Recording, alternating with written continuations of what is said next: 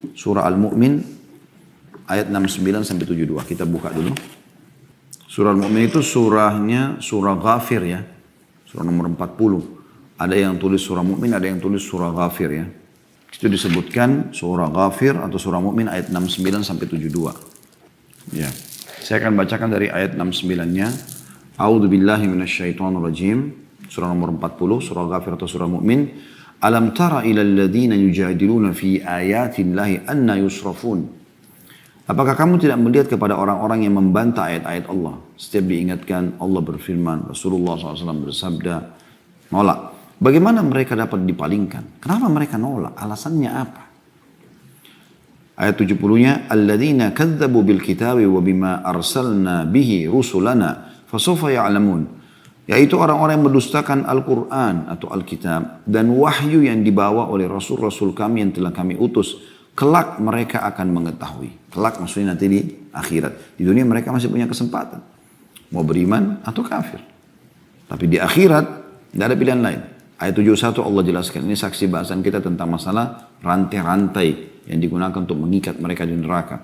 Ayat 71-nya. Idil aglalu fi a'nakihim wassalasilu yushabun. Ketika belenggu dan rantai dipasang di leher mereka, seraya mereka diseret.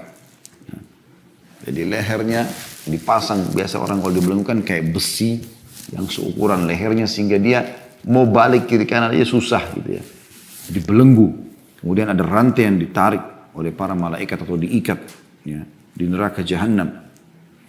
Dan mereka akan diseret. Sehingga mereka tersiksa dengan itu. Saya sudah tersiksa, apalagi ditambah dengan dibakar di api neraka. Juga bisa bermakna di sini atau bisa menambah makna siksaannya adalah kalau nanti setelah diikat, dirantai, kemudian ditarik, diseret ke neraka jahanam, itu aja tarikannya sudah sakit. Dibelenggu pun sudah sakit.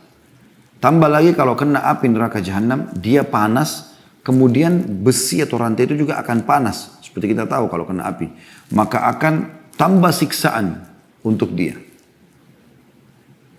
Ayat 72-nya Allah mengatakan, Fil hamimi thumma fin nari yusjarun. Ke dalam air yang sangat panas. Kemudian mereka dibakar dalam api. Jadi di neraka jahanam itu juga ada jenis-jenis siksaan banyak. Nanti akan kita jelaskan insya Allah pasal-pasal setelahnya. Bagaimana ada siksaan dengan air panas. Ada siksaan dengan nanah, dengan darah, ya, mereka dipaksa untuk meminumnya. Mereka juga diberikan di tembaga-tembaga yang cair yang panas, ya. Belum api yang menyala-nyala. Jadi bukan cuma satu jenis siksaan, tapi berbagai macam jenis siksaan yang bisa menimpa setiap saat ahli neraka tersebut. Dan naudzubillah, mereka tidak meninggal, mereka tidak mati. Walaupun sudah hangus tubuhnya, mereka masih hidup dan merasakan siksaan tersebut. Hancur tubuhnya, siksaan. Lalu Allah utuhkan juga tuh sakit. Terus kemudian disiksa lagi. Begitu terus. Wa na'udzubillah. Lalu ayat 73 kita tambahkan di sini supaya lebih jelas atau menambah informasi karena setiap ayat Al-Quran itu mengandung ya, mukjizat yang luar biasa. Ayat 73-nya Thumma qila lahum aina ma kuntum tusyrikun. Lalu pada saat mereka sudah disiksa seperti itu, dirantai, dibelenggu, lalu dibakar di api yang panas, mereka kesakitan. Lalu para malaikat mengatakan, mana berhala-berhala yang selalu kamu persekutukan? Mana jimatmu, mana pohon keramatmu, mana patung-patung? Ayat 74-nya min dunillah. Qalu dhallu anna bal lam nakum nad'u min qablu syai'a kadzalika yudhillu Allahul kafirin. Allah mengatakan, yang kalian sembah selain Allah. Mereka menjawab, mereka telah hilang, lenyap dari kami. Bahkan kami dahulu tidak pernah menyembah sesuatu. Seperti demikianlah Allah menyesatkan orang-orang kafir. Ayat 75-nya. Dzalikum bima kuntum tafrahuna fil ardi bighairil haqqi wa bima kuntum tamrahun. Yang demikian itu disebabkan karena kamu bersukaria di muka bumi dengan tidak benar. Dan karena kamu selalu bermaksiat. Ya. Lalu Allah katakan di ayat 76-nya, Udkhulu abwaba jahannama khalidina fiha, fabi'sa mathwal mutakabbirin. Dikatakan pada mereka, masuklah kamu ke pintu-pintu neraka jahanam, sedangkan kamu kekal di dalamnya. Maka itulah seburuk-buruk tempat bagi orang-orang yang sombong. Ya. Kita tutup dengan ayat 77. Lalu Allah berfirman kepada Nabi Muhammad SAW dan sampai kepada kita orang beriman tentunya. Semoga Allah buat kita istiqamah di atas keimanan dan meninggal dalam keadaan iman tersebut. Allah mengatakan fasbir inna wa'dallahi haqq fa imma nuriyannaka ba'da alladhi na'iduhum aw natawaffayannaka fa ilaina yurja'un. Maka bersabarlah kau hai Muhammad dan pengikutmu, sampaikan kepada orang beriman. Sabar. Lalu kehidupan dunia ini sabar. Ada nikmat syukur, ada cobaan bersabar. Istiqamah, sabar mengerjakan ibadah. Allah perintahkan. Karena sabar ada 3. Sabar dalam mengerjakan ketaatan. Untuk istiqamah salat malam, melakukan haji dan umroh. Apalah semua ibadah itu butuh kesabaran.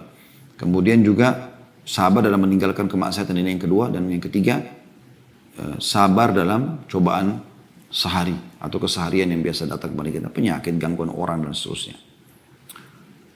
Kata Allah SWT kepada Nabi Muhammad SAW, maka bersabarlah wahai Muhammad. Dan juga orang beriman tentunya, sesungguhnya janji Allah itu benar. Pasti kalian akan dapat. Sabar pun akan ada pahalanya. Maka meskipun kami perlihatkan kepadamu sebagian siksa yang kami ancamkan kepada mereka, orang-orang kafir, musyrik dan munafik, ataupun kami wafatkan kamu sebelum ajal menimpa mereka, pastilah mereka tetap akan dikembalikan kepada kami. Nah, ini Allah Subhanahu wa taala sebutkan dalam surah Mu'min, ya. Tadi sudah kita bacakan di dalam buku kita disampaikan hanya 69 sampai 72, tapi tadi kita lanjutkan sampai ayat 77 ya. Kemudian kita buka lagi teman-teman bagaimana Al-Quran menceritakan dan menggambarkan tentang masalah neraka Jahannam ini. Bisa dibuka dalam surah Al-Haqqah. Kalau di buku kita ditulis ayat 25 sampai 32. Ya, saya juga akan buka karena di buku kita tidak disebutkan ayat Al-Qurannya.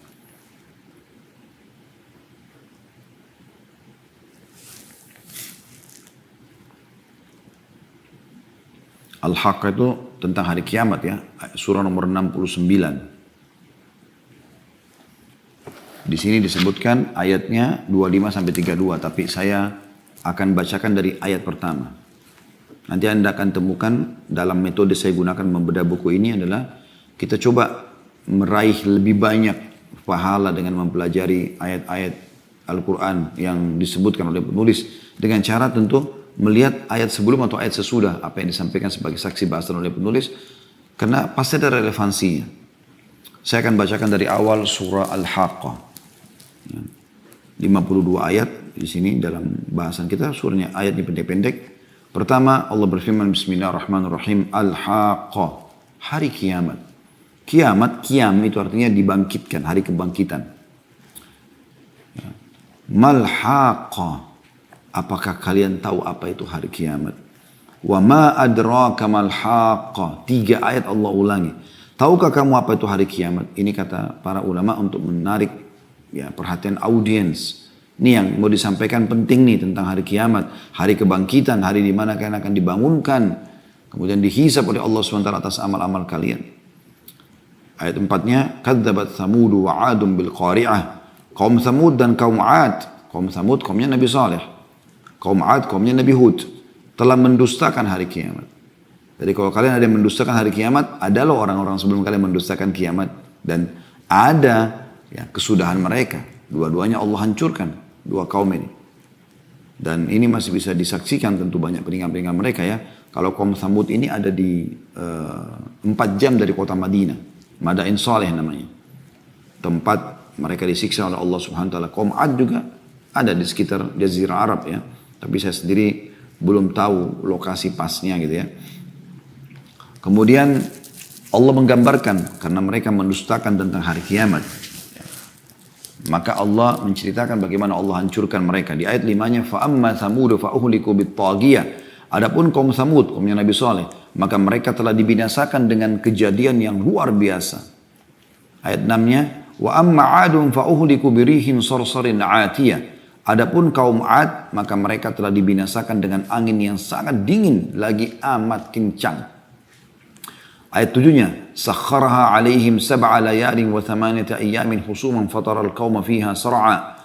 Fataral qauma fiha sar'a ka'annahum 'ajazu nakhlin khawiyah. Yang Allah menimpakan angin itu kepada mereka selama 7 malam dan 8 hari terus menerus. Udara yang dingin yang menusuk Ya. Maka kamu lihat kaum 'Ad pada waktu itu mati bergelimpangan seakan-akan mereka tunggul pohon kurma yang telah kosong atau lapuk. Teman-teman nanti bisa ketik di Google kalau mau lebih tepat. Coba diketik tentang tunggul pohon kurma yang sudah lapuk. Nanti kelihatan kalau pohon kurma itu sudah mati, biasanya yang membuat dia kuat bagian dalam batang itu rapuh, jadi kayak serbuk, hancur. Akhirnya kulitnya menjadi lembek. Ya, seperti itu kurang lebih. Mereka hancur, lebur karena angin kencang tersebut. Ayat 8-nya Allah mengatakan, "Fahal tara lahum min baqiyah?" Maka apakah kamu tidak melihat seorang pun yang tinggal di antara mereka? Apakah kamu lihat ada seorang pun yang hidup di antara mereka? Kaum 'Ad, kaum Samud ini kisah yang masyhur, teman-teman. Hampir bisa dibahasakan, mungkin tidak ada orang Arab, ya, termasuk orang-orang Quraisy itu yang tidak mengetahui kisah mereka, karena mereka yang turunan orang-orang Arab yang Allah Subhanahu wa taala binasakan. Ayat 9-nya, "Waja'a fir'aunu wa man qablahu wal mu'tafikatu bil khati'ah." Namun sayangnya telah datang setelah itu Fir'aun. Ada kaum 'Ad, kaum Samud, tapi Fir'aun datang setelahnya. Juga sama, dan orang-orang yang sebelumnya dan penduduk negeri-negeri yang dijungkir balikan karena kesalahan besar mereka. Ayat 10-nya, "Fa'asau rasul rabbim fa'akhadahum akhdatar rabiyah." Maka masing-masing mereka mendurhakai Rasul Tuhan mereka, dan Allah menyiksa mereka dengan siksaan yang sangat keras. Ayat 11-nya, "Inna lamma tagal ma'u hamalnakum fil jariyah." Sesungguhnya kami tak kala air telah naik sampai ke gunung, kami bawa nenek moyang kamu ke dalam bahtera. Nuh alaihissalam dan para ya, orang-orang yang beriman pada beliau pada saat itu. Ayat 12-nya, "Inna ja'alaha lakum tadhkiratan wa ta'iyaha udhunun wa'iyah." Dan kami jadikan peristiwa itu peringatan bagi kamu. Dan agar diperhatikan oleh telinga yang mau mendengarkan. Ini Al-Quran menceritakan yang benar. Sekarang di zaman kita sekarang orang buat filmnya. Gitu kan.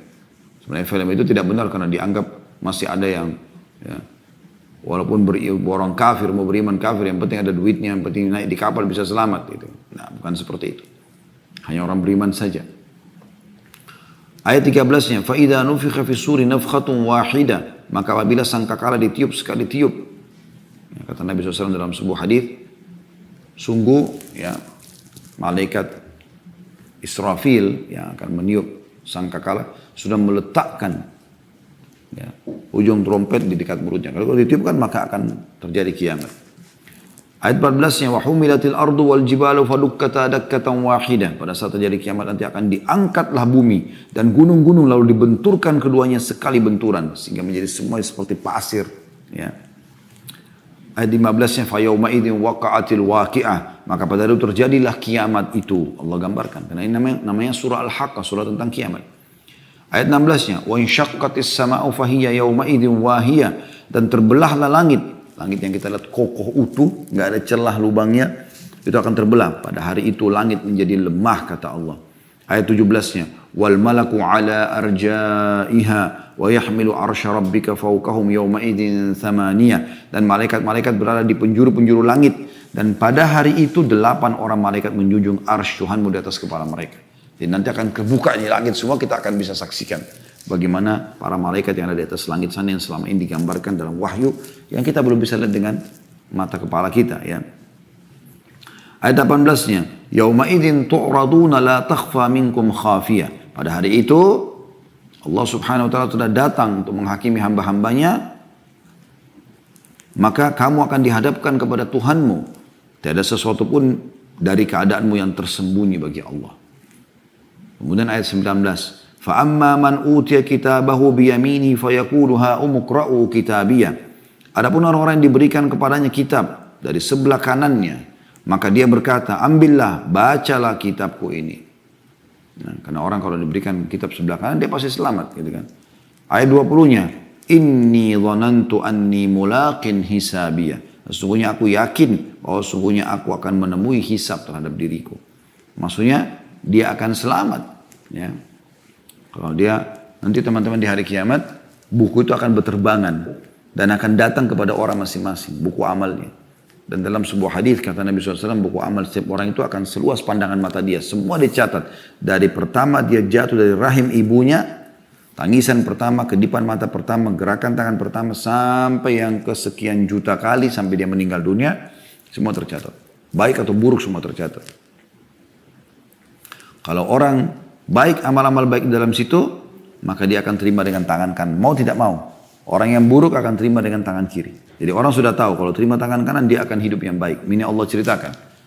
Yang terima dengan tangan kanan ayat 21, fahuwa fi 'isyatir radiyah. Maka orang itu berada dalam kehidupan yang diridhoi, yang dia puas. Di mana itu? Ayat 22, fi jannatin 'aliyah, dalam surga yang tinggi. Ya. Ayat 23-nya, qutufuha daniyah, buah-buahannya dekat, mudah dipetik. Ya, sampai ada riwayat yang menjelaskan kalau ahli surga sedang berdiri buahnya akan mendekat. Jadi kita tidak usah lagi ulurkan tangan, dia mendekat buahnya sampai dekat tangan supaya mudah dipetik. Kita duduk turun lagi buahnya. Begitu terus kita baring pun turun buahnya mengikuti kita. Ya. Ayat 24-nya, khulu washrabu hani'an bima aslaftum fil ayyamil khaliyah. Dikatakan kepada mereka makan dan minumlah dengan sedap disebabkan amal yang telah kamu kerjakan pada hari-hari yang lalu. Apa sih susahnya? Sholat, puasa, ibadah. Enak kok. Jadi orang beriman itu enak. Anda juga bisa insya Allah ikuti ceramah kami di YouTube, ada di playlist itu, indahnya menjadi orang beriman. Nikmat sekali kok sebenarnya. Kita bisa makan, kita bisa minum, kita bisa biologis, tapi yang penting halal. Kemudian Allah menggambarkan tentang orang yang menerima dengan tangan kiri, ayat 25-nya, wa amma man utiya kitabahu bishimalihi fayaqulu ya laitani lam uta kitabiyah. Adapun orang yang diberikan kepadanya kitab dari sebelah kirinya, tangan kirinya. Na'udzubillah, semoga Allah selamatkan dari ini dan kita dijadikan sebagai golongan kanan ya. Maka dia berkata, wahai alangkah baiknya sekiranya tidak diberikan kepadaku kitabku ini. Ayat 26-nya, walam adri ma hisabiyah, dan andai saja aku tidak mengetahui hisab terhadap diriku. Kemudian dia mengatakan ayat 27, ya laitaha kanatil qadiyah. Wahai sekiranya kematian di dunia kemarin itu sudah menyelesaikan segala satunya, mati selesai, nggak ada hisab. Tapi tidak seperti itu, pasti dibangkitkan. Ayat 28 dia mengatakan, ma agna anni maliyah, hartaku sekali-kali tidak memberikan manfaat kepadaku. Mana alfat ferrarimu, mana segala macam, mana harta yang melimpah, mana emas, mana segala macam. Saya subhanallah, sedikit saya tambahkan di ayat ini. Saya kemarin beberapa waktu lalu ya, beberapa bulan yang lalu ini, tepatnya tahun lalu kalau tidak salah, saya mendapatkan foto dikirim oleh teman-teman dari Timur Tengah. Ada seorang pengusaha terkaya di Timur Tengah, itu punya pesawat pribadi sekian banyak, mobil-mobil mewah, gudang-gudang emas di rumahnya. Luar biasa hartanya, bahkan kembar antara warna mobil-mobil mahalnya dengan pesawat pribadinya dengan segala macam. Emasnya menumpuk-numpuk mengalahkan mungkin harta pemerintahnya sendiri. Tapi subhanallah, di sebelahnya setelah foto-foto itu semua, orang yang menyusun mengatakan ini dia, dilihatkan kuburan dia, tumpukan tanah, selesai. Cuman ada dijelaskan ini si fulan. Dan semua itu habis menjadi warisan. Beruntunglah orang teman-teman yang hartanya, kedudukannya dia gunakan untuk mengejar akhirat itu. Karena akan penyesal nanti. Dia mengatakan, ma'agna anni maliyah. Hartaku sekali-kali tidak memberikan manfaat kepadaku. Ayat 29-nya, halaka anni sultaniyah. Telah hilang kekuasaanku dariku. Gak ada lagi mana pegawai, mana staff, mana segala macam. Ayat 30-nya dikatakan, khuduhu fagulluh. Allah berfirman, pegang dia dengan kuat. Lalu belenggulah tangannya ke lehernya. Tangan diikat dua-dua, dibelenggu di leher. Gak bisa bergerak. Thumma, kata Allah di ayat 32-nya, thumma, ayat 31-nya, thummal jahima sallu. Kemudian masukkan dia ke dalam api neraka yang menyala-nyala. Ayat 32-nya, thumma fi silsilatin dhar'uha sab'una dhira'an fasluquh. Kemudian belitlah dia dengan rantai yang panjangnya 70 hasta. 70 hasta. Luar biasa, 30 meteran. Kurang lebih 30-35 meter. Rantai yang mengikat satu orang gitu. Ya. Kalau Allah jelaskan kenapa mereka masuk dalam neraka Jahannam, ayat 33-nya, innahu kana la yu'minu billahil azim, karena dia dulu tidak beriman kepada Allah yang maha besar. Ayat 34-nya, wala yahuddu ala tu'amil miskin, dia tidak mendorong orang lain untuk memberikan makan orang miskin, dia sendiri tidak bersedekah, tidak juga mengajak orang lain. Ayat 35-nya, falaysa lahul yawma hahuna hamim, maka tidak ada seorang teman pun baginya pada hari ini yang bisa menyelamatkan dia. Ayat 36-nya, wala ta'amun illa min gislin, tidak ada makanan sedikit, tidak ada makanan sedikit pun baginya kecuali dari darah dan nanah. Perhatikan. Jadi ahli neraka itu, alhamdulillah, mereka disiksa keluar darah kan, dan luka kalau lama membusuk maka keluar nanah. Itu tidak dibuang oleh Allah SWT, dibiarkan memenuhi neraka banyak dan lalu dijadikan minuman dan makanan mereka. Sudah sakit, ya, diberikan makanan dan minuman tidak enak. Lalu Allah bilang, perhatikan, untuk siapa ini semua? Ayat 37-nya. La ya'kuluhu illal khati'un. Tidak ada yang memakannya kecuali orang-orang yang berdosa. Gitu. Jadi ini jelas sekali peringatan-peringatan dari Allah Subhanahu wa taala untuk kita jadikan sebagai pelajaran ya. Namun saksi bahasan kita adalah masalah belenggu. Ya, masalah belenggu yang akan digunakan untuk mengikat ahli neraka. Kemudian dalam hadis disebutkan dari ayat surah Al-Haqqah ya. Dalam hadis Abdullah bin Amr radhiyallahu anhuma, Abdullah bin Amr bin As radhiyallahu anhuma menuturkan sabda Rasulullah SAW, seandainya peluru ini atau besi seperti ini, seraya mengisyaratkan sebesar batok kepala, dikirim dari langit ke bumi, yaitu sejauh perjalanan setahun, niscaya sampai ke bumi sebelum malam. Seandainya ia dikirim dari pangkar rantai, niscaya berjalan selama 40 musim, malam dan siang sebelum sampai ke dasarnya.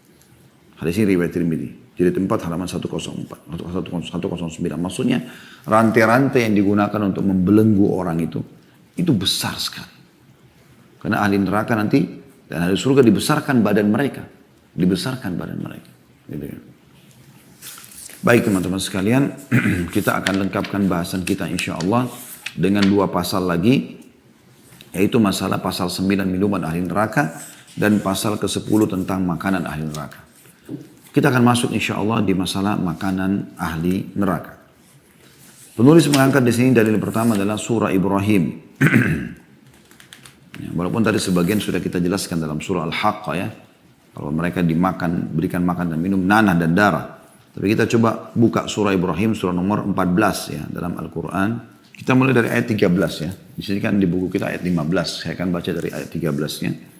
Yang bunyinya, A'udzubillahi minasyaitonirrajim. وقال الذين كفروا لرسلهم لنخرجنكم من أرضنا أو لتعودن في ملتنا فأوحى إليهم ربهم لنهلكن الظالمين.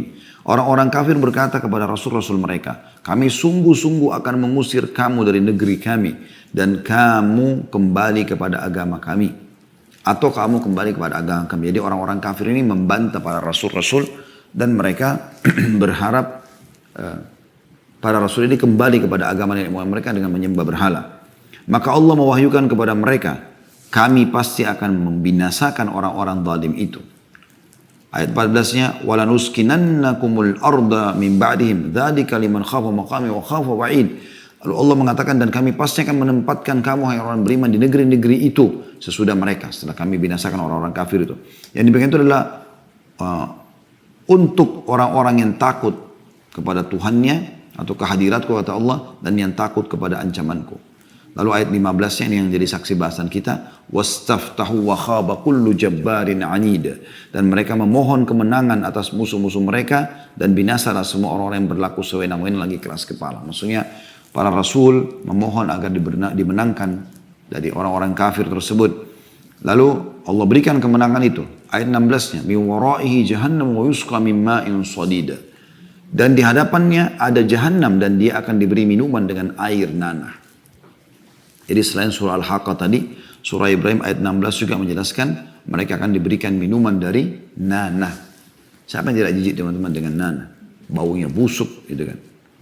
Lalu ayat 17-nya Allah mengatakan, yatajarra'uhu wa la yakadu yusiguhu wa ya'tihi al-mautu min kulli makanin wa ma huwa bimayyit wa min wara'ihi adzabun ghalidh.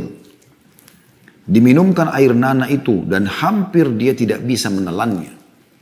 Karena ditumpahkan terus dan baunya tidak enak. Dia mau muntahkan tapi tidak bisa. Tangannya dibelenggu, nggak bisa dia nolak. Mulutnya terbuka secara otomatis. Dan datanglah bahaya maut. Dia merasakan. Anda lihat bagaimana orang kalau minum mulutnya dibuka dan tangannya ditahan. Mulutnya dibuka sehingga dia dituangin terus air. Dia bisa merasa mau mati, susah bernafas. Itu yang dia rasakan. Kata Allah SWT, datanglah bahaya maut kepadanya dari segenap penjuru. Dia nggak tahu harus buat apa lagi karena tersiksanya. Tapi dia tidak juga mati. Nah, nggak ada lagi kematian, mati cuma satu kali. Dan di hadapannya masih ada azab yang berat. Saksi bahasan kita minuman dari nanah. Wa na'udzubillah min dzalik. Ya. Mohon maaf saya tidak perhatikan waktu. Saya melihat sudah jam 5 lewat ya. Saya subhanallah ada janji juga dan harus menyelesaikan janji itu. Maka saya tutup sampai sini, insya Allah pertemuan nanti kita lanjutkan ya, pasal ke-9 tentang masalah minuman ahli neraka ini dengan makanannya. Semoga Allah selamatkan kita. Dan sekarang saya langsung saja masuk ke pertanyaan, insya Allah. Tafadhal ikhwah. Kalau tadi saya sudah berikan gambaran, kalau orang kafir, orang munafik, orang musyrik, mereka kekal. Allah sebutkan itu. Ya. Khalidina fiha. Orang-orang kafir, alladzina kafaru. Ya. Mereka orang kafir itu pasti mereka akan khalidina fiha. Mereka akan kekal dalam api neraka. Banyak ayat yang menjelaskan masalah itu tentunya. Ya. Tapi kalau dia orang mukmin, orang beriman pada Allah, tetapi dia punya dosa dan pada saat ditimbangan amal dosanya lebih berat daripada amal solehnya, disitulah dia masuk neraka dulu dibersihkan, kemudian akan dikeluarkan. Nanti insya Allah akan ada bahasan masalah itu juga di akhir-akhir pasal kita. Bagaimana Allah subhanahu wa ta'ala mengeluarkan para orang-orang yang bermaksiat dari orang beriman yang sudah dibersihkan dosanya dari neraka lalu dimasukkan ke dalam surga. Fadhal. Tentu idealnya semua amalan sunnah itu begini. Seperti kalau teman-teman kerja di kantor, lemburan. Ya. Anda kalau pengusaha di Jabnas ini kan Masya Allah rata-rata pengusaha seperti ada ekstra tambahan pekerjaan yang Anda bisa menambah income Anda. Seperti itu kurang lebih amalan sunnah. Ya kalau Anda misalnya ada 10 nih tambahan proyek selain proyek besar induk, ini kita ibaratkan dengan amal wajib. Ada 10 proyek lain kecil-kecil. Anda misalnya punya dapat proyek bangun mall besar. Kemudian ada juga proyek-proyek bangun pasar-pasar tradisional yang kecil-kecil tapi banyak. Ini bebas, Anda mau ambil atau tidak terserah. Anda mau ambil 1, mau ambil 2, mau ambil 3 terserah. Seperti itu kurang lebih amal sunnah. Makin Anda mengambil semuanya maka makin bagus tentunya. Seperti itu kurang lebih. Ya tentu saja kata kuncinya sederhana.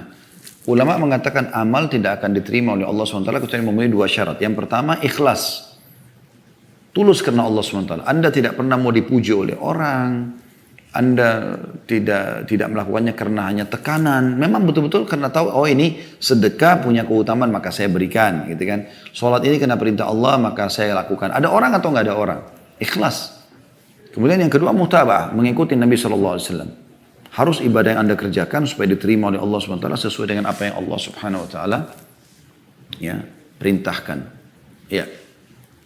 Ini sudah pernah kita jelaskan ya.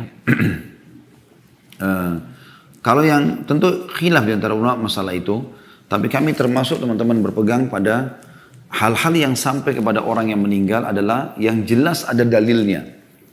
Kayak misalnya Nabi SAW mengatakan, anak Adam kalau meninggal dunia terputus sumber pahalanya kecuali dari 3. Gitu kan? Sedekah jariah, ilmu yang bermanfaat. Sedekah jariah berarti sedekah yang terus berjalan, bermanfaat kayak bangunan, jalan, jembatan dan segala macam sumur. Ya. Kemudian ilmu yang bermanfaat, puncaknya ilmu agama, kemudian setelah itu ilmu yang bermanfaat secara umum. Kemudian yang selanjutnya adalah atau anak soleh yang mendoakannya. Kan ada 3 nih. Ada riwayat lain menjelaskan juga ada seseorang pernah mau haji dan umrohkan kerabatnya atau orang tuanya yang sudah meninggal maka Nabi SAW izinkan. Ini yang sudah pasti-pasti kan gitu. Kalau masalah mengirimkan bacaan ayat Al-Quran kepada mayit, ini saya pribadi berpegang pada pendapat tidak ada hal tersebut karena kita belum pernah menemukan Nabi SAW mengatakan misalnya Al-Fatihah untuk Hamzah, Al-Fatihah untuk Khadijah. Kan kalau itu ada pasti kan Nabi SAW sampaikan kepada kita. Tapi ini pendapat yang kami pegangi. Ada juga orang yang mengatakan itu sampai kepada mayit. Ya, itu hak orang untuk mengikuti pendapat. Allahu a'lam. Sebenarnya anak-anak itu lebih simpel Bapak Ibu sekalian. Lebih simpel mereka. Maksudnya begini. Anak-anak itu tidak butuh penjelasan seperti saya jelaskan ke Bapak Ibu ini. Karena kalau ini kan kita sudah bergelut dengan segala macam ilmu pengetahuan, jenjang pendidikan, suka duka kehidupan. Jadi kita ini sudah terbiasa harus butuh sebuah argumen yang kuat untuk meyakinkan kita. Kalau anak-anak tidak seperti itu teman-teman. Saya lihat sendiri anak-anak saya subhanallah yang Allah amanahkan insyaAllah semoga mereka tumbuh dan istiqamah dalam agama Allah sampai meninggal.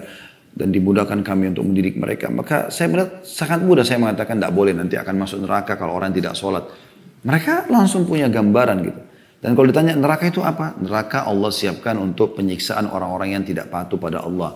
Surga diberikan untuk orang-orang yang patuh. Mereka sudah tidak banyak bertanya lagi gitu. Kalaupun misalnya ada di antara anak-anak mungkin yang sedikit ekstra dia bertanya lebih, Anda kalau yang sudah milikin buku ini tidak asing, Anda tinggal cari pasalnya, Anda bisa bacakan kepada dia insya Allah. Kalau taubat jelas itu. Insya Allah hadis Nabi SAW, at-taubat tajubu ma qablaha. Taubat membersihkan kesalahan yang lalu. Sebesar apapun kesalahan kita, insya Allah rahmat Allah sangat luas, gitu kan. Jadi yang saya tahu, insya Allah diterima oleh Allah Subhanahu Wa Taala. Tapi tentu beda teman-teman sekalian. Tolong jawaban seperti ini jangan disalahgunakan ya. Beda fatwa yang disampaikan sebelum orang melakukan dosa dengan sesudah orang melakukan dosa. Tentu penjelasan tadi yang saya katakan, kalau ada orang menikah, dia hamil luar nikah, kemudian dia nikah dengan cara syar'i, kemudian mereka bertobat. Apakah diterima? Jawabannya iya diterima. Tapi ini tidak boleh dikatakan, oh kalau begitu ditariklah kepada kasus yang lain, kalau gitu kita zina aja dulu sampai hamil, nanti baru kita tobat. Belum tentu dia sempat tobat. Dan ini kata ulama, setiap pertanyaan punya jawaban tersendiri. Ini orang sudah terjadi. Kalau dia baru mau melakukan tidak boleh tentunya.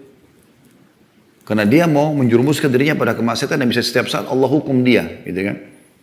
Jadi perlu difahamin, insya Allah kalau memang sudah terlanjur terjadi, maka itu jawabannya seperti yang saya sampaikan. Kalau belum terjadi tentu tidak boleh dilakukan. Oh, tidak ada doa khusus. Anda bebas boleh berdoa apa saja. Tapi misal Anda mau yang paling baik ya, satu orang mukmin itu seperti yang dikatakan oleh beberapa sahabat Nabi SAW paling sering mengulangi doa Rabbana atina fid dunya hasanah. Ya Allah berikanlah kami yang terbaik di dunia ini. Dari pendapatan halal, pasangan yang baik, keturunan yang baik dan seterusnya. Wa fil akhirati hasanah. Dan juga berikanlah kami yang terbaik di akhirat nanti. Saya surga tentunya. Wa qina adzabannar dan selamatkanlah kami dari api neraka. Ini doa yang merangkum semuanya kebaikan-kebaikan tersebut. Dan Anda bisa menyampaikan hajat Anda kepada Allah Subhanahu Wa Taala. Sebenarnya doa itu teman-teman adalah bentuk kasih sayang Allah kepada kita. Karena kita bisa memohon apa saja. Anda sekarang kalau mau mengajukan sesuatu permohonan kepada atasan, misal atau pejabat pemerintahan misalnya. Anda harus mengatur waktu yang tepat, jamnya gitu kan, tempatnya segala macam. Kemudian apa yang akan kita bahas. Itu manusia yang sebenarnya kita tidak perlu bergantung pada dia. Allah Azza wa Jalla tidak memberikan Anda syarat yang ketat seperti itu. Anda butuh, Anda lagi sakit, tinggal Alhamdulillah, wassalatu wassalamu ala rasulillah. Jangan lupa itu, puji Allah, baca salat Nabi SAW. Lalu kemudian mulailah Anda berdoa. Allah SWT maha menerima doa hamba-hambanya. Tidak. Jadi yang membatalkan itu kalau memang tertumpahkan sperma atau terjadi interaksi biologis walaupun tidak klimaks. Tapi kalau hanya pegang, ciuman, orang pelukan, tidak membatalkan puasa. Walaupun syahwatnya bangkit, walaupun dia menumpahkan madhi ya, cairan yang keluar dari kemaluan laki-laki atau perempuan yang sebelum puncak klimaks itu tidak membatalkan puasa insya Allah.